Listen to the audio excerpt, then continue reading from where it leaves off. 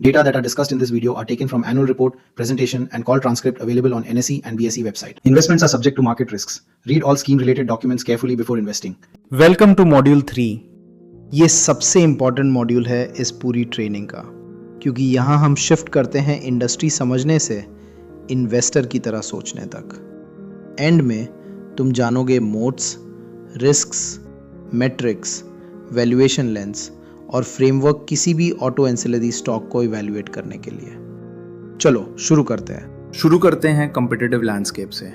Auto ancillary industry 3 layers में structured है। Layer 1 कुछ ग्लोबल स्केल लीडर्स, सबसे बड़े players, global original equipment manufacturers को सर्व करते हैं डेकेड्स की रिलेशनशिप्स के साथ और मैसिव कैपेसिटी। इंडिया में कंपनीज जैसे बॉश, मदरसन सुमी और भारत फोर्ज इस कैटेगरी में आती हैं। Layer 2 mid tier specialists.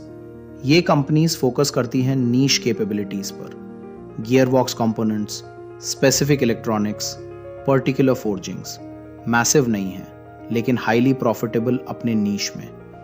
इनकी स्पेशलाइजेशन उन्हें प्राइसिंग पावर देती है। लेयर 3 एक highly fragmented base of small manufacturers, hundreds of small companies, अक्सर फैमिली ओन्ड, अक्सर रीजनल। ये स्पेसिफिक कस्टमर्स या सेगमेंट्स को सर्व करती हैं, लेकिन इनके पास स्केल नहीं है ग्लोबली compete करने के लिए। अब की ट्रेंड ये है, कंसोलिडेशन अंडरवे है, जैसे स्केल और स्पेशलाइजेशन क्रिटिकल हो रहे हैं। लार्ज प्लेयर्स बिगर हो रहे हैं एक्विजिशंस के थ्रू, कैपेसिटी एक्सपेंशन के थ्रू, ग्लोबल पार्टनरशिप्स के थ्रू।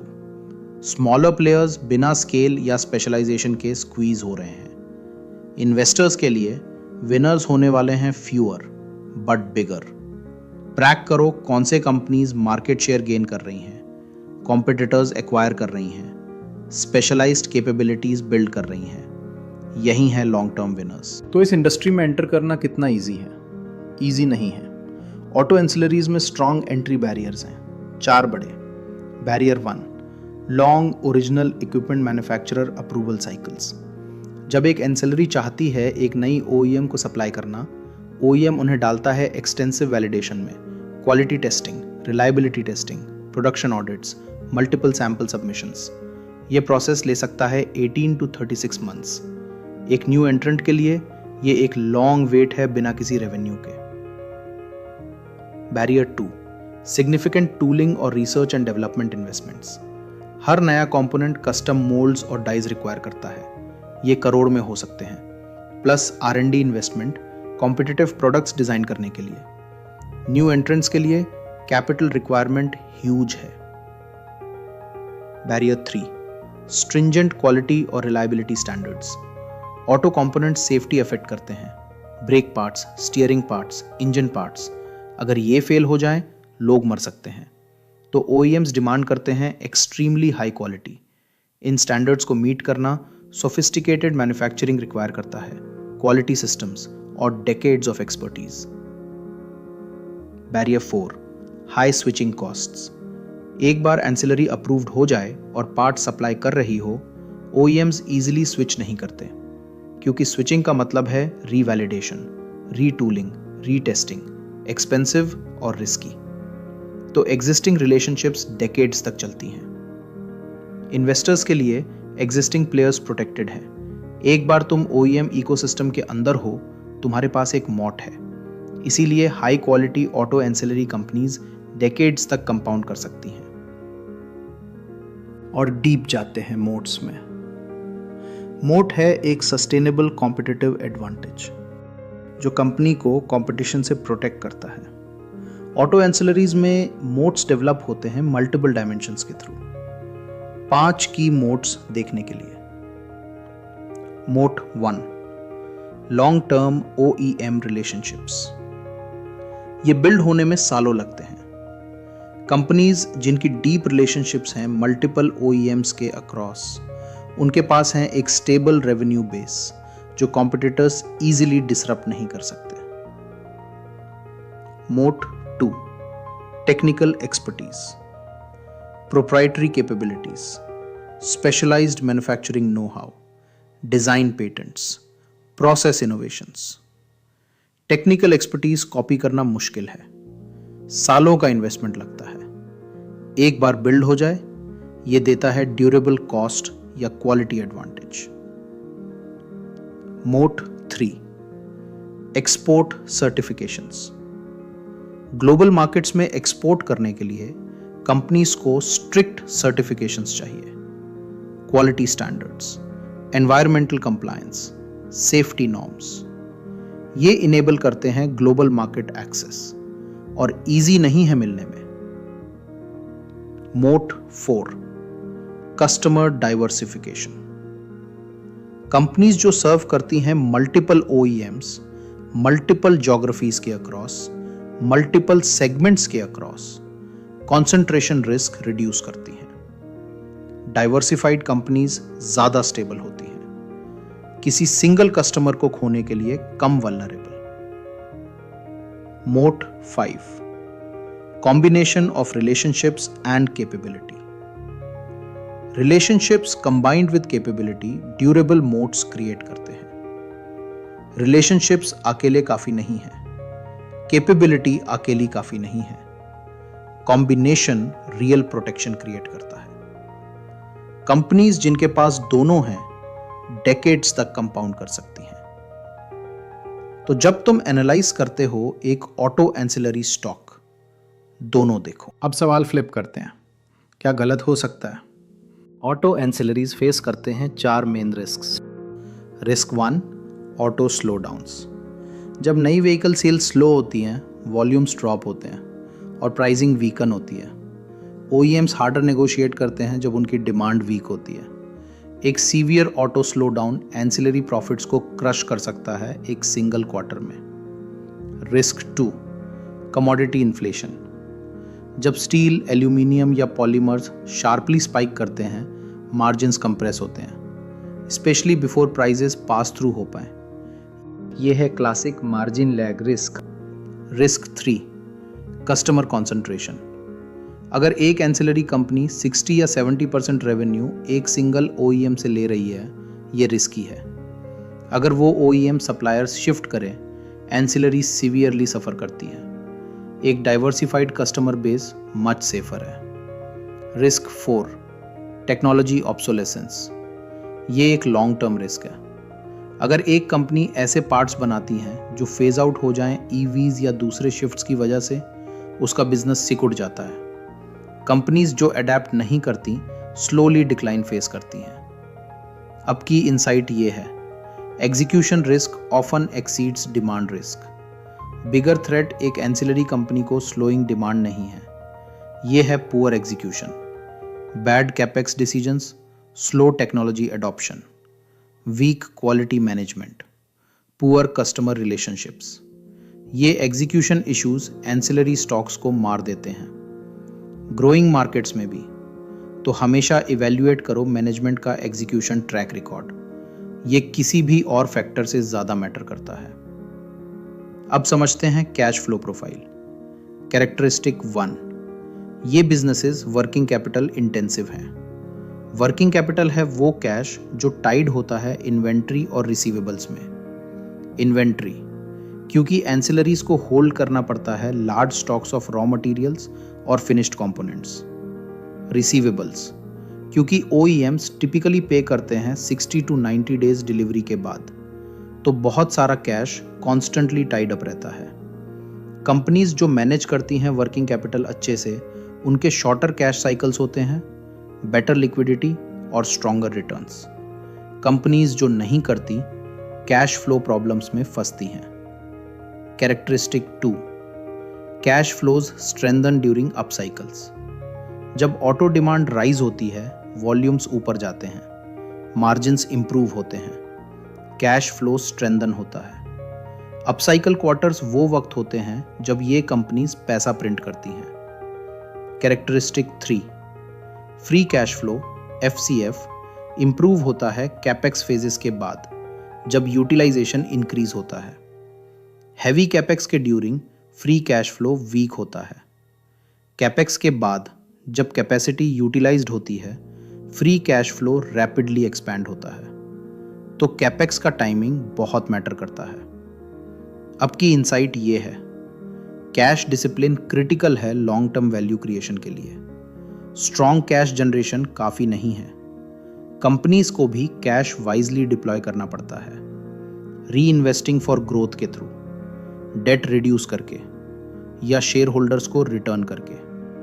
कंपनीज जो कैश वेस्ट करती हैं बैड एक्विजिशंस पर या एक्सेसिव कैपेक्स पर, वैल्यू डिस्ट्रॉय करती हैं। तो दोनों साइड्स देखो, कैश जनरेशन और कैपिटल एलोकेशन दोनों मैटर करते हैं। अब बात करते हैं कि मैट्रिक्स की जो हर ऑटो एंसिलरी इन्वेस्टर को ट्रैक करने हैं।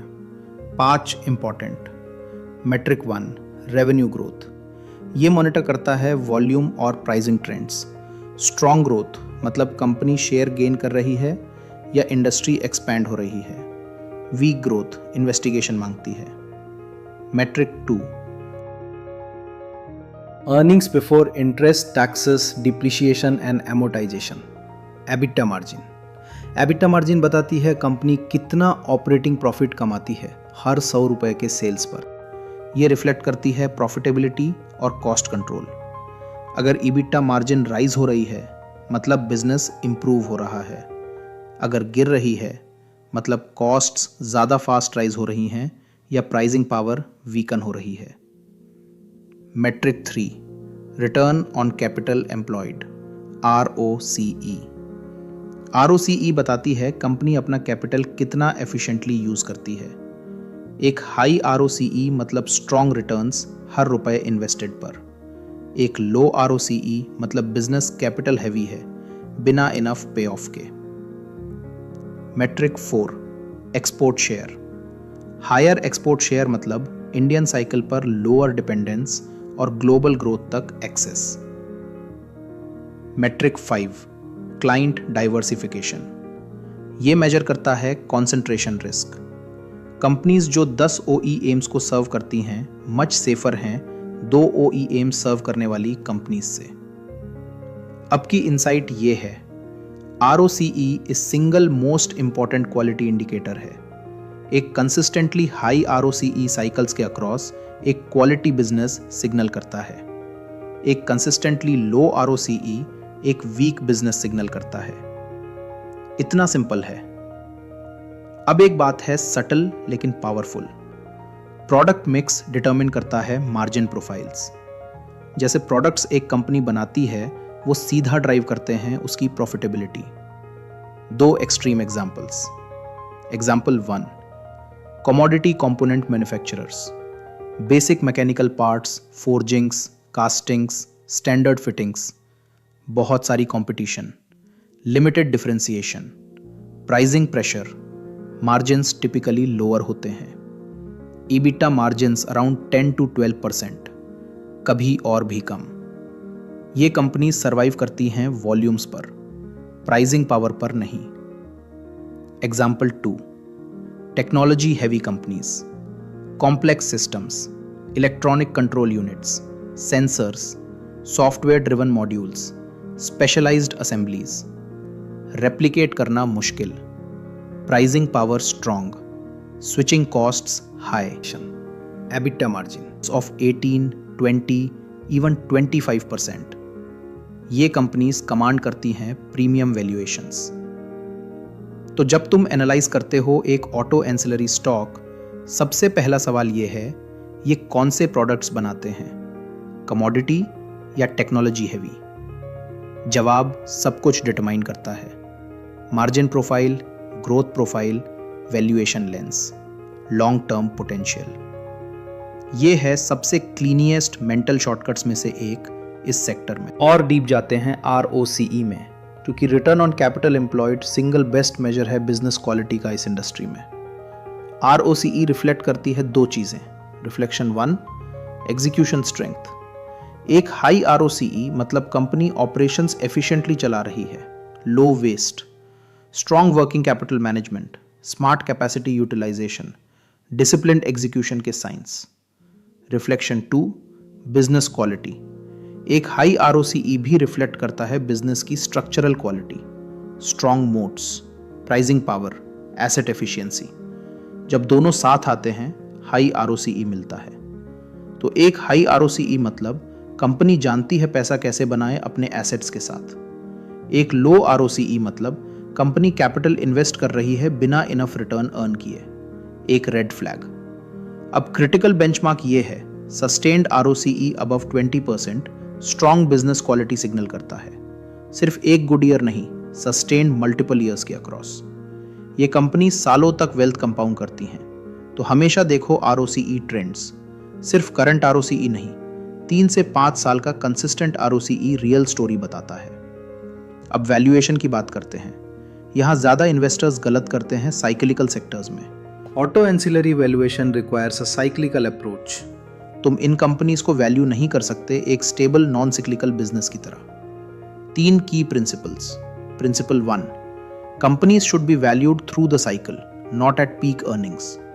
जब अर्निंग्स पीक पर हैं, company looks extremely profitable.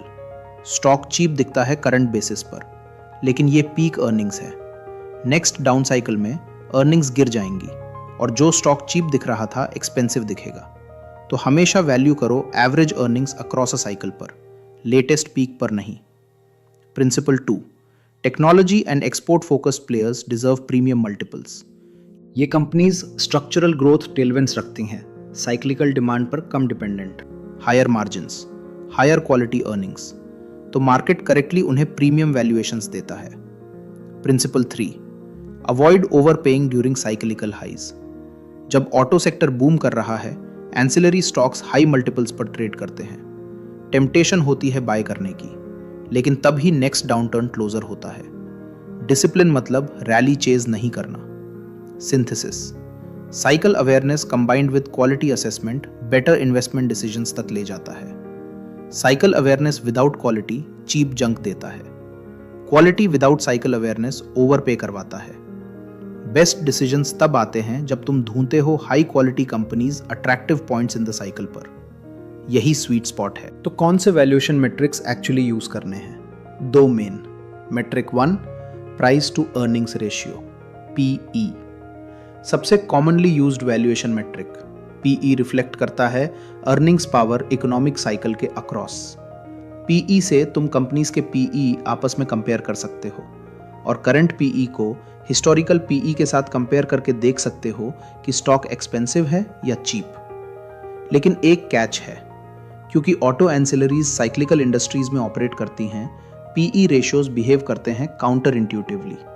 Peak earnings पर PE लो दिखती है, स्टॉक चीप दिखता है, लेकिन एक्चुअली एक्सपेंसिव होता है। ट्रफ अर्निंग्स पर PE हाई दिखती है, स्टॉक एक्सपेंसिव दिखता है, लेकिन एक्चुअली चीप होता है। तो हमेशा चेक करो साइकिल में कहां अर्निंग्स हैं, सिर्फ हेडलाइन PE नंबर नहीं। Metric 2, enterprise value to EBITDA. EV टू एबिटा यूजफुल है हाई डेट वाली कंपनीज के लिए, क्योंकि EV एबिटा इक्विटी और डेट दोनों को कैप्चर करता है। यह रिफ्लेक्ट करता है ऑपरेशनल प्रॉफिटेबिलिटी बिना कैपिटल स्ट्रक्चर से डिस्टॉर्ट हुए। ऑटो एंसिलरीज के लिए, जो अक्सर डेट कैरी करती हैं कैपेक्स की वजह से, एबिटा क्लीनर पिक्चर देता है PE अकेले से। तो स्मार्ट इन्वेस्टर्स दोनों देखते हैं, PE अर्निंग्स पावर के लिए, एबिटा ऑपरेशनल प्रॉफिटेबिलिटी के लिए, और क्रॉस चेक करते हैं दोनों को हिस्टोरिकल एवरेजेस के अगेंस्ट। ये एंश्योर करने के लिए तुम ओवरपे नहीं कर रहे। यही सही तरीका है इन स्टॉक्स को वैल्यू करने का। अब तक हम बात कर चुके हैं साइकिल्स की, रेशियोज की और टाइमिंग की, लेकिन लॉन्ग टर्म स्टोरी क्या है? 4 powerful drivers. Driver 1, rising vehicle ownership. India की पर कैपिटा व्हीकल ओनरशिप अभी भी बहुत कम है डेवलप्ड कंट्रीज के कंपैरिजन में। जैसे इनकम्स ग्रो करते हैं, व्हीकल ओनरशिप ग्रो करती है। हर नया व्हीकल एक नया एंसेलरी कस्टमर है, एक multi decade structural tailwind. Driver 2, export growth. India global sourcing hub बन रहा है। Global original equipment manufacturers increasingly Indian ancillaries से बाय कर रहे हैं। ये एक्सपैंड करता है global opportunity. Driver 3, EV transition. EVAs create करते हैं new component demand. Batteries, motors, power electronics, thermal systems, बिल्कुल नई प्रोडक्ट कैटेगरीज रैपिडली ग्रो हो रही हैं। Driver 4, premiumisation and safety norms. Indian regulations strict हो रही हैं, ज़्यादा एयरबैग्स, ज़्यादा electronic safety features, higher emission norms, stricter quality requirements. हर रेगुलेशन ऐड करती है ज़्यादा पार्ट्स, ज़्यादा इलेक्ट्रॉनिक्स, ज़्यादा वैल्यू हर व्हीकल में। ये है राइजिंग कंटेंट पर vehicle.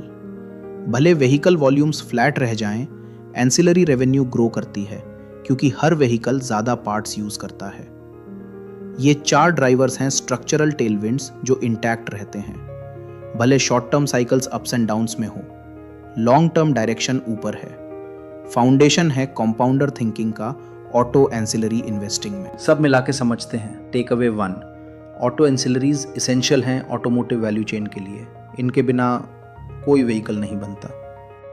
Take away 2, replacement demand और एक्सपोर्ट्स स्टेबिलिटी देते हैं। भले नई व्हीकल सेल्स स्लो हों, ये चैनल्स रेवेन्यू फ्लोइंग रखते हैं। टेक अवे 3, टेक्नोलॉजी शिफ्ट्स नए विनर्स क्रिएट करते हैं। इलेक्ट्रॉनिक्स की तरफ शिफ्ट, सिस्टम्स की तरफ, ईवीज की तरफ, पूरी इंडस्ट्री रीशेप करेगा। कंपनीज जो अडेप्ट करती हैं डोमिनेट करेंगी, कंपनीज जो नहीं करती फेड हो जाएंगी। टेक अवे 4, स्केल, एग्जीक्यूशन और ROCE, ये 3 factors long term success determine करते हैं। सिर्फ साइज नहीं, सिर्फ ग्रोथ नहीं, सिर्फ टेक्नोलॉजी नहीं, लेकिन तीनों का कॉम्बिनेशन। कंपनीज जिनके पास तीनों हैं, यही हैं लॉन्ग टर्म विनर्स। अब प्रैक्टिकल होते हैं। एक क्वालिटी ऑटो एंसिलरी बिजनेस कैसे स्पॉट करें? 6 कैरेक्टरिस्टिक्स। Characteristic 1, cycle resilience. जब इंडस्ट्री स्लो होती है, क्वालिटी बिजनेसेस कम सफ़र करती हैं। जब इंडस्ट्री रिकवर होती है, ये ज़्यादा बेनिफिट लेते हैं। देखो कि एक कंपनी ने पास्ट डाउनटर्न्स में कैसा परफॉर्म किया। अगर मार्जिन्स होल्ड हुए, वॉल्यूम्स स्टेबल रहीं और कंपनी मार्केट शेयर गेन की, ये एक क्वालिटी बिजनेस है। Characteristic 2, strong ROCE, sustained above 20% multiple years के अक्रॉस, नॉन नेगोशिएबल।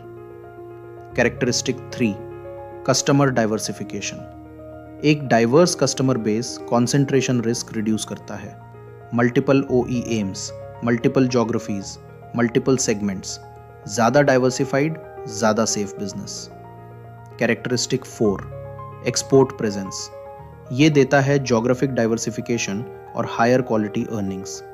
कंपनीज जिनकी स्ट्रॉन्ग एक्सपोर्ट्स हैं, इंडियन ऑटो साइकिल पर कम डिपेंडेंट होती हैं।